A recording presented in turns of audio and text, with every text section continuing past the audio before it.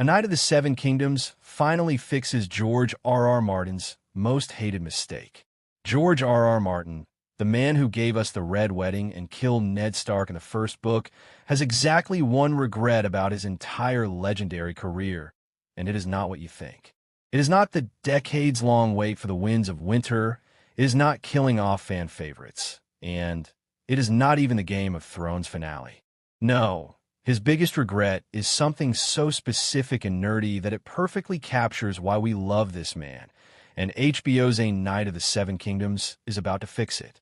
Welcome to Westeros Throne, and before we dive into this delightful bit of literary redemption, smash that subscribe button and hit the bell, because we are about to explore how one seemingly tiny detail haunted George for decades, and why its correction matters more than you would ever imagine. So what is this earth-shattering mistake that keeps George R.R. Martin up at night? Brace yourself for this. He made the wall too tall. Yes, you heard that right. The wall, that massive ice structure that guards the realm from everything beyond, the architectural marvel that has existed for 8,000 years, is too big. George originally wrote it as 700 feet tall, which sounds impressive until you actually try to visualize 700 feet of ice and realize it is absolutely ridiculous. For context, that is taller than a 60-story building. That is twice the height of the Statue of Liberty. That is so tall that the laws of physics start asking questions George does not want to answer. And now, with A Knight of the Seven Kingdoms taking us back to Westeros, HBO has the perfect opportunity to quietly retcon this into something more reasonable, and honestly, it is about time. Now, you might be thinking, why does this even matter? It is fantasy, right? We have dragons and ice zombies and people coming back from the dead. So why is wall height the hill George wants to die on? Because George R.R. Martin is not just a fantasy writer. He is a world builder, and world building lives and dies on internal consistency. You can have all the magic you want, but the moment your universe stops making sense on its own terms, the whole illusion shatters. A 700-foot wall of ice creates logistical nightmares that George clearly did not think through when he was young and reckless and just wanted his wall to sound impressive. How do you build it? How do you maintain it? How does anyone get to the top without dying of exhaustion or altitude sickness? How do the Night's Watch brothers not just freeze to death standing on an exposed ice cliff that is literally scraping the clouds? Let us break down exactly why 700 feet is bonkers from an engineering perspective, because this is where it gets fun. Ice is heavy, right? Really heavy. A structure that tall made entirely of ice would require a base so wide that it would consume ridiculous amounts of space. The weight distribution alone would cause constant cracking and settling. Then there is the wind factor. At 700 feet, you're dealing with wind speeds that would literally blow people off the top like leaves. The temperature difference between the base and the summit would be extreme. And here's the real kicker. You would need elevators or some kind of mechanical lift system to efficiently move people and supplies up and down, which kind of breaks the medieval aesthetic George is going for. The medieval hoisting systems the Night's Watch uses in the books would take hours for a single trip, making any kind of rapid response to threats completely impossible. But wait, there is more, because the wall being that tall creates narrative problems too. In the books and show, we see characters climbing the wall, fighting on top of it, and using it for defense. Jon Snow climbs it with the wildlings in a sequence that is already terrifying at 700 feet, but would be literally suicidal in reality. The whole sequence becomes less thrilling adventure and more guaranteed death sentence when you really think about the logistics. George has admitted in interviews that he wrote 700 feet because it sounded epic and imposing, and he did not crunch the numbers until much later when readers and engineers started pointing out that his ice wall defies multiple laws of physics and common sense. So what is the fix?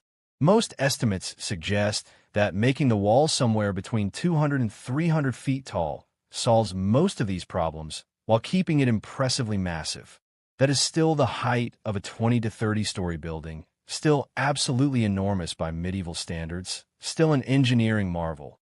But now it is actually conceivable that humans could build and maintain it, even with magic helping the process. And this is where A Knight of the Seven Kingdoms comes in clutch. Since this series is set 90 years before Game of Thrones and will likely feature the Wall in some capacity, HBO has the golden opportunity to simply show it at a more reasonable height and let everyone quietly agree to never speak of the 700-foot nonsense again. Here is what makes this situation so endearing about George as a writer. Most authors would just ignore the problem or hand-wave it away. But George has been openly talking about this regret for years.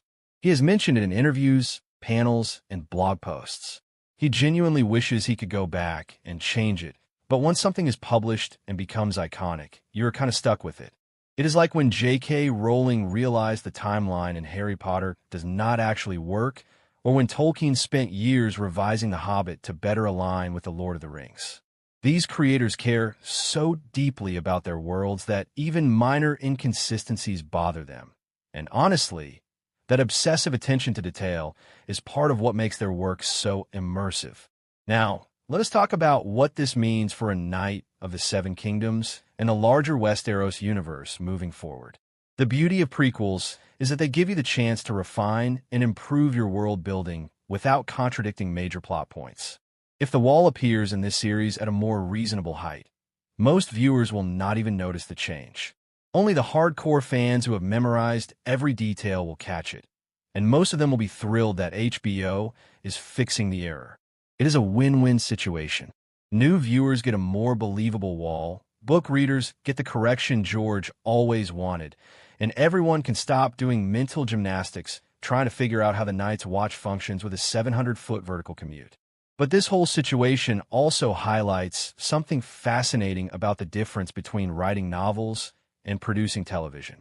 When George wrote A Game of Thrones in the early 90s, he was writing with the assumption it would end.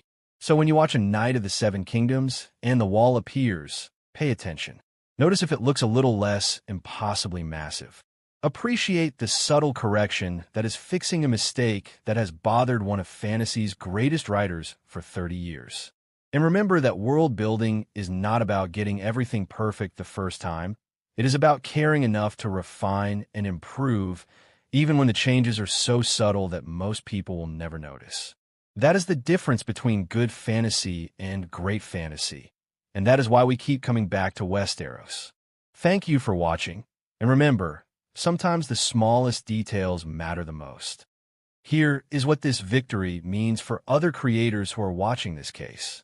Artists who have seen their visual styles copied by AI image generators now have hope that copyright law might protect them. Musicians worried about AI cloning their sound have a precedent to point to. Screenwriters, photographers, designers, and every other type of creative professional can look at this ruling and think, maybe the legal system will actually protect our work after all. This is not just about books. This is about establishing that creativity has value and that value cannot be appropriated without consent. Now let's talk about the timeline, because legal battles like this do not happen overnight. The motion to dismiss being denied is a first battle victory, but the war is far from over. Discovery is going to take months, possibly over a year. There will be motions, counter-motions, depositions, expert witnesses, and enough legal maneuvering to make a Littlefinger scheme look simple. Eventually, if neither side backs down, this will go to trial, and that trial could take weeks or months. Then there will be appeals regardless of who wins at trial. We are looking at a multi-year legal battle, but the fact that the judge let it proceed past this first hurdle is huge. But here is what makes this case so unpredictable.